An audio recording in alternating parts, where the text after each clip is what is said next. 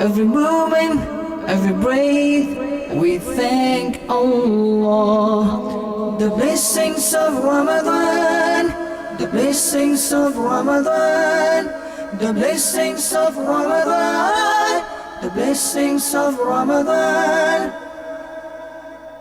Alhamdulillahi Rabbil Alameen, wassalatu wassalamu ala Sayyidil Mursaleen, amma ba'd, fa'a'udhu billahi minash shaytanir rajeem. Bismillahir Rahmanir Rahim. As-salatu wassalamu alayka ya Rasulallah, wa ala alika wa ashabika ya Habiballah. As-salatu wassalamu alayka ya Nabiyallah, وعلى آلك وأصحابك يا نور الله. Dear Islamic brothers and viewers of Madani channel, I welcome you to another session of Blessings of Ramadan. Our beloved Prophet, the leader of all prophets, Al-Mustafa sallallahu alayhi wa alihi wasallam, has said that he who sends blessings upon me, sends durood upon me, I will intercede for him. Sallu ala al-Habib sallallahu ta'ala ala Muhammad. Dear Islamic brothers and viewers of Madani channel, Alhamdulillah, in previous sessions we covered how the benefits of performing the I'tikaf and the different rulings related to how the I'tikaf may become invalid, how one can make up for an I'tikaf which was ended for whatever reason. Today, inshallah, I would like to mention the fact that Islamic sisters can perform the I'tikaf too. But obviously it will not be done in the masjid, it will be done in a specified area of their homes, which would be referred to as the Masjidul Bayt, the masjid of the home.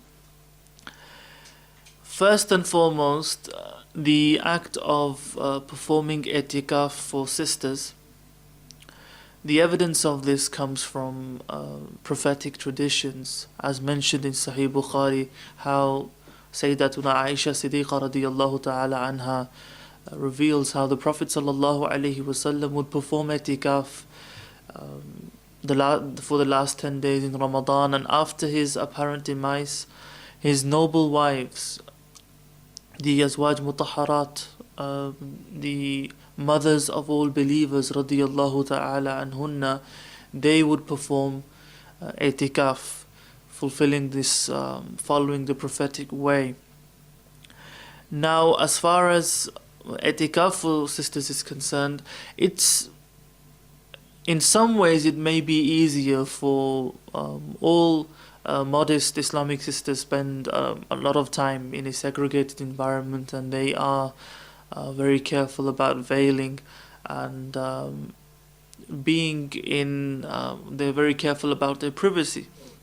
So Allah Almighty has given the women of this ummah an opportunity to gain reward and the blessings of I'tikaf by simply increasing that segregation to another level within their homes.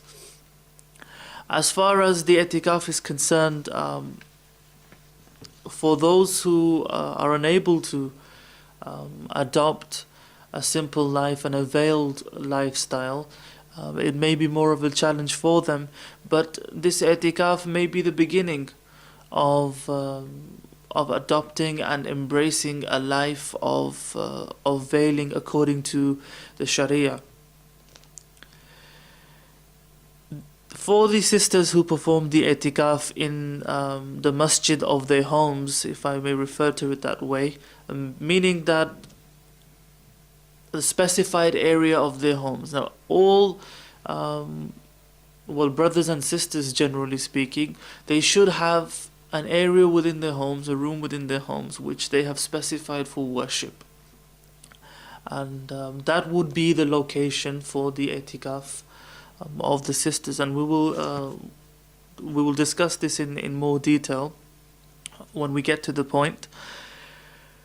As far as the spiritual efficacy of performing the itikaf for sisters is concerned, being in a more confined environment, being in a smaller space as compared to brothers being in masajid, which even when you segregate in the masajid, there is still more space, and usually there are more people, other people performing the i'tikaf within the same masjid.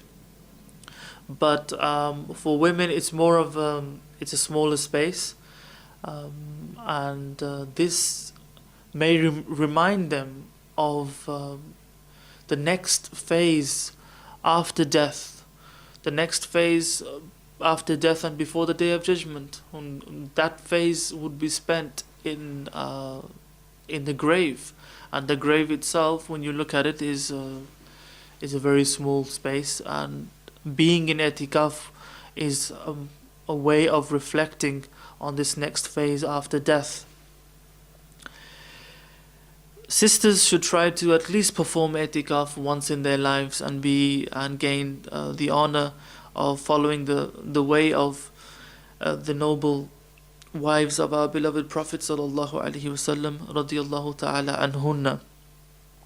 Some points related to the i'tikaf of sisters are now mentioned. Islamic sisters should do i'tikaf in the masajid of their home, meaning the specified areas of worship in their homes. As far as the Masjidul Bayt is concerned, as far as the masjid of the home is concerned, it refers to the part of the house that a woman has been specified for salah. So that would be the area, and it is mustahab for them to specify an area for salah. Now, if for any reason or due to not knowing, this had not been done, no area of the house was specified for salah, then before the i'tikaf begins, they may specify there and then, before the actual i'tikaf begins, and that would be sufficient. But they must specify an area for salah, and that would become the area of i'tikaf for the women. And just as a reminder, whether it's sisters or brothers who specify this area, an area should be specified. In fact, it's mustahab for brothers to pray their nawafil at home. So specifying an area would obviously would be a reminder. When you read nawafil at home, specifying an area for nawafil would be a way of doing this. If an area has not been specified, it can be done just before the intention of i'tikaf or while intending to do i'tikaf.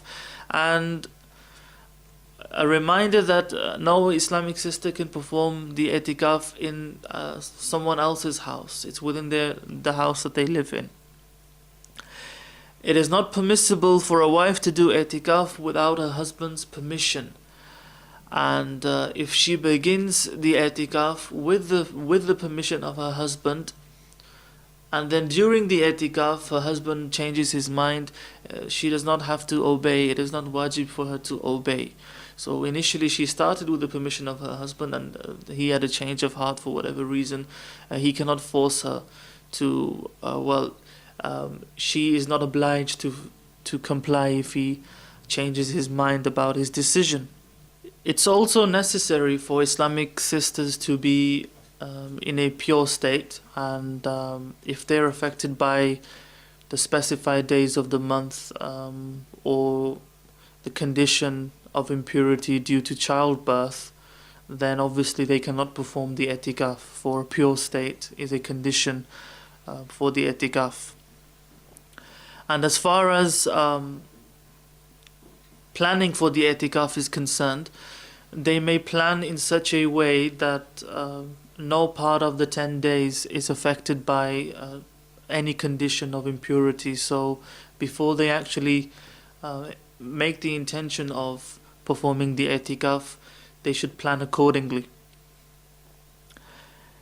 If a woman is affected by a condition of impurity during the i'tikaf would end.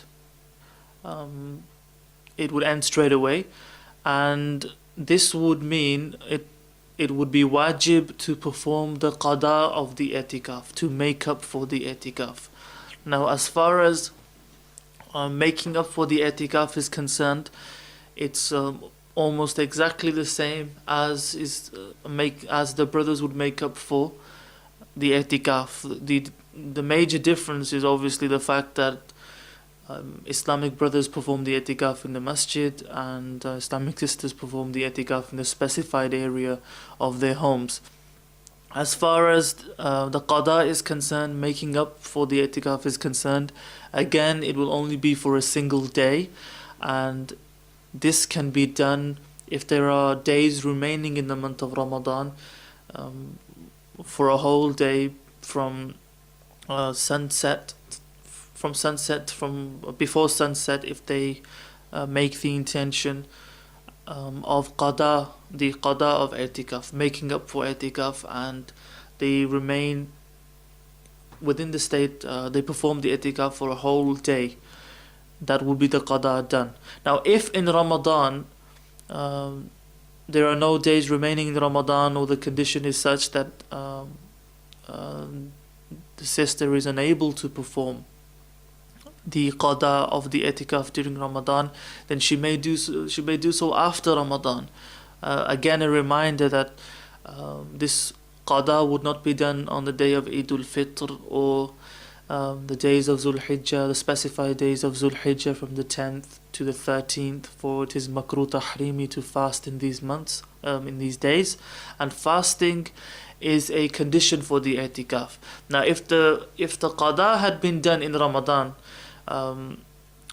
the fasting, because it's obligatory, so fasting would have been natural. But after Ramadan, if the qada is performed, one must remember, the sisters must remember, that they must be fasting too, and they must comply with the other conditions of the i'tikaf. So the qada will only be for one day. It is not permissible for women to leave the place of i'tikaf without any valid reasons, as was the case for the brothers. So they cannot walk around other areas of the house. This would end the i'tikaf. So they must remain within the boundary of the specified area or room. If they leave that boundary for any other reason apart from the permissible reasons which have been given, or which have been defined before, this would end the i'tikaf. The rulings which are applied to Islamic brothers for i'tikaf, generally speaking, the same rulings apply to sisters, in terms of what would the actions which would invalidate the i'tikaf, and all the points which express permission for the i'tikaf to be ended, or for one to leave the area of the i'tikaf. Islamic sisters can sew or do anything else, any such activity in the place of i'tikaf. They can also instruct others to do household jobs, but they must not get up and leave the place of i'tikaf. And this may be natural to many of them already. So they may sit there and they may instruct others to do housework, but they cannot leave that area and perform any such activities. In that state, leaving the area. It is better to focus completely on reciting the Holy Quran and dhikr, durood, tasbih, the praise of Allah Almighty. So it's best that sisters who perform the i'tikaf, they devote their time to these virtuous actions and gain the blessings of i'tikaf in this way. Sallu ala al-Habib sallallahu ta'ala ala Muhammad. Dear Islamic brothers and viewers of Madani channel, sometimes during the fast one reflects and thinks about all the other people out there in the world who go through thirst and hunger, every day in their lives. But at times, this period of reflection is put to one side at the time of iftar especially. There may be reflection, there may be a lot of worship during the fasting condition.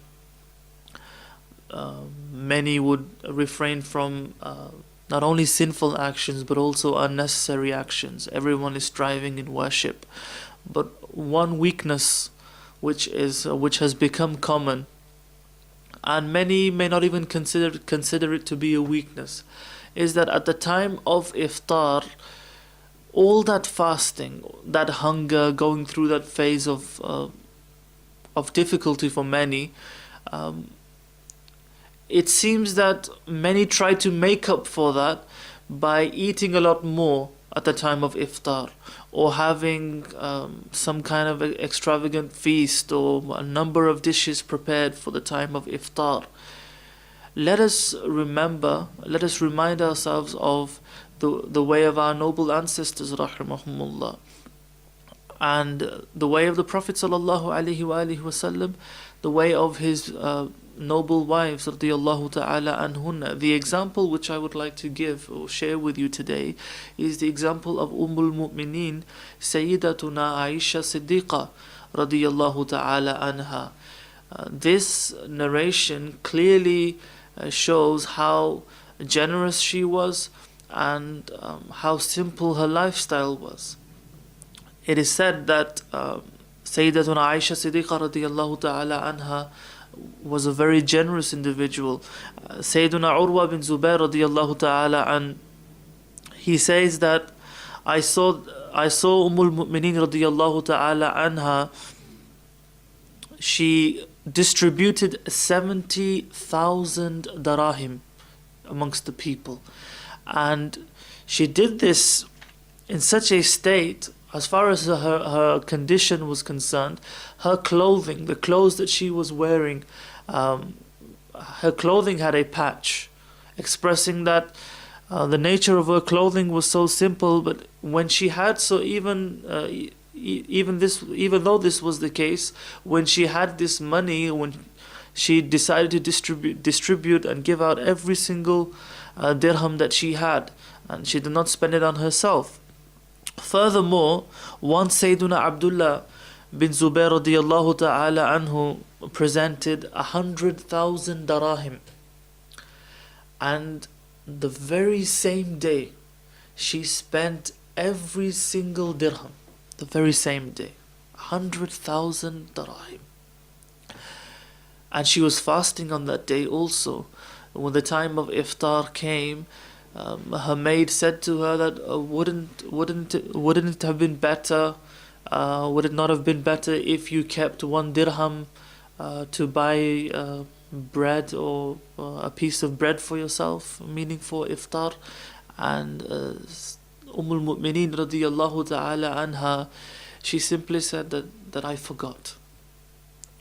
Now, my dear Islamic brothers and viewers of Madani channel, from this example of Mu'mineen radiyallahu ta'ala anha, we are reminded of the simplicity of the prophetic household.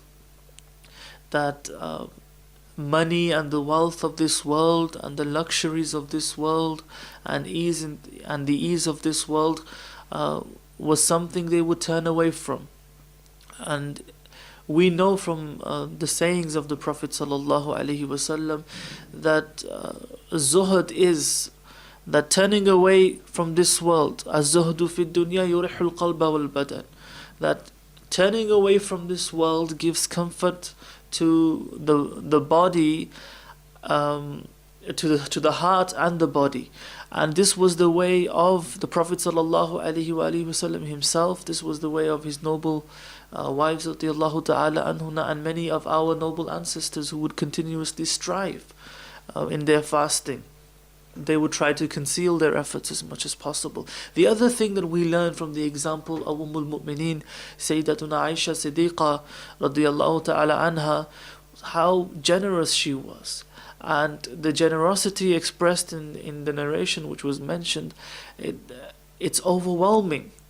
that to have 70,000 darahim or 100,000 darahim and distribute everything amongst the people, not keeping anything for herself. If we in this world, in our daily lives, if we ever face a situation, or we are given money or able to earn enough money for ourselves, how much do we spend in the way of Allah Almighty, or do we even make the intention of spending in the way of Allah Almighty? Where is our level of generosity in this respect? Do we think about serving the ummah of the Prophet sallallahu alaihi wasallam? One problem many face during Itifaaf is that they become ill. And obviously I speak about, generally speaking, about brothers who perform Itifaaf in the masajid. What happens is people, family members or friends bring food to them during the Itifaaf, and all kinds of food, and a lot of the time the food is oily, and they sometimes are careless in this respect, and in the way they eat the food, the amount that they eat, when they eat, the fact that food is not digested properly, and suddenly the whole Itifaaf experience changes. Some become so ill at times that they're unable to pray with the Jamaat. They're lying there in pain, or feeling heartburn or indigestion or some kind of stomach problem. This is due to the carelessness at the time of iftar or even after iftar, and the Taraweeh prayer becomes difficult. So this narration that was mentioned is a reminder for all of us that we try to keep our lives as simple as we can, and we try to be aware of the effects of the luxuries of this world. Sallu ala al-Habib sallallahu ta'ala ala Muhammad. Dear Islamic brothers and viewers of Madani channel, those who decide to perform the Itifaaf within the masjid every single year, or they try to do so every single year in Ramadan, they do so out of love for the house of Allah Almighty. And those believers who have this devotion and have this feeling of love for the house of Allah Almighty, they should be encouraged by the narration I will mention now. It is narrated by Sayyidina Abu Sa'id Khudri radiyallahu ta'ala anhu. The beloved Messenger of Allah Azza wa Jalla wa sallallahu alayhi wa alihi wa sallam has said that whoever loves the masjid, Allah loves him. And commenting on this particular narration, Allama Manawi alayhi rahma writes that loving the masjid means doing Itifaaf for the pleasure of Allah, dhikr, studying Islamic rulings, and Allah loving the person. What is meant by this? It means that Allah will shade him under His mercy and protect him. We must ask ourselves this question: do we truly love the house of Allah Almighty? If we love the masajid, then our actions would express this.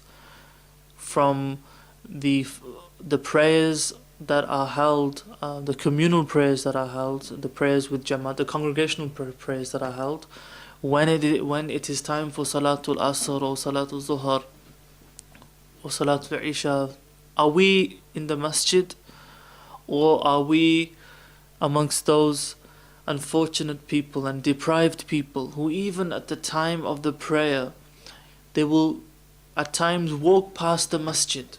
The muazzin is calling towards the worship of Allah Almighty. For many people living in Islamic countries, they will hear the sounds of Hayya ala al-Falah, come towards success, Hayya ala al-Salah, come towards the Salah. But even after hearing these calls, there is no response. How many of our Muslim brothers out there today, at the time of Salah, even after the Azan has taken place, the congregational prayer has started, and they may be standing right outside the masjid, talking, chatting away, no concern for the prayer, not worried about the prayer. They may even delay the time to such an extent, they may even miss the prayer altogether, but there is no remorse. They are truly deprived in this respect. They are increasing their sinful actions and are the wrath of Allah Almighty.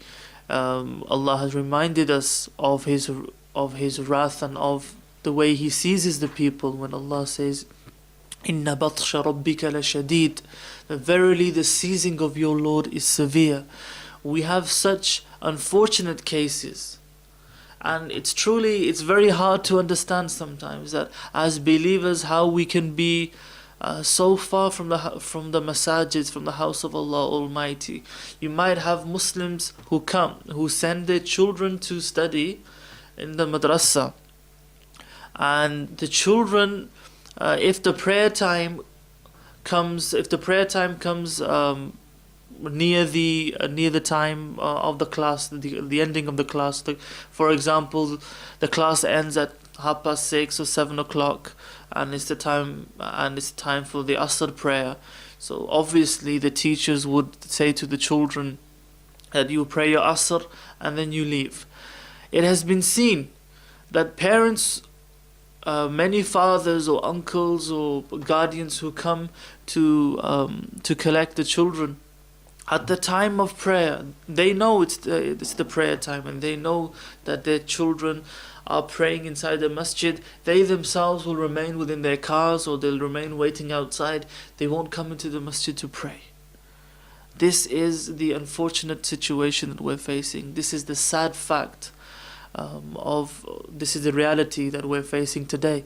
And truly, a believer in a masjid, in the house of Allah, is like a fish in water, and a hypocrite within the masjid is like a bird in a cage. So we must seriously consider our condition and our feelings about the house of Allah Almighty. If we want Allah to love us, then we must develop love for the masajid. May Allah enable us to develop this love and maintain this love for the masajid. Alhamdulillah, following the format of our program, I would like to end with an account of a brother from Gujarat in India. He reveals how he changed during an Itifaaf organized by DawateIslami, and he simply says that he was someone who was living a life of sin, no real attraction to Islam, he had no real consideration for the way of the Prophet ﷺ. And then he decided to perform Itifaaf with the brothers. And as has happened with so many such brothers who come into the Itifaaf, he was inspired by what he saw.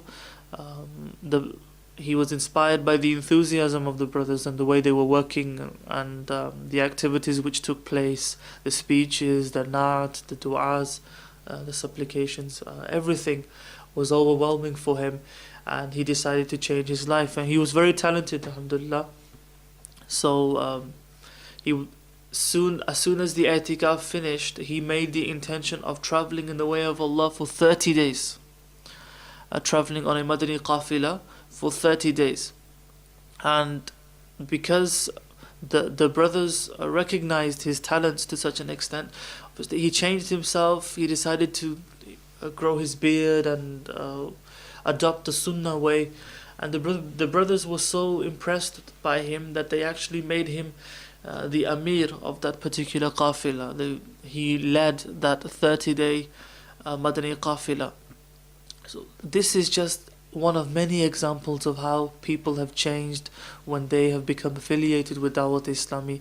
And I remind all the viewers out there, everyone, wherever you are, try to remain affiliated with DawateIslami. Try to attend all gatherings you can near you, any events which are taking place, and travel in the way of Allah Almighty with the brothers on a Madani qafila.